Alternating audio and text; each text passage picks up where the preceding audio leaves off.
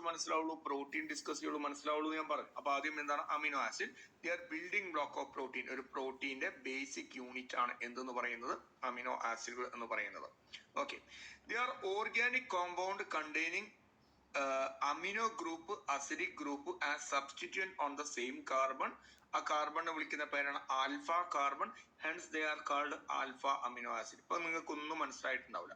ഇപ്പൊ ഞാൻ പറഞ്ഞുതരാം, ക്ലിയർ ആക്കി തരാം.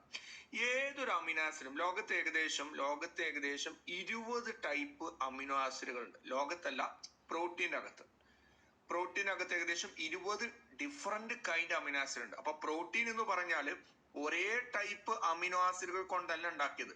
അതായത് നമ്മുടെ കയ്യിൽ ഒരു മുത്തുമാലയുണ്ട്.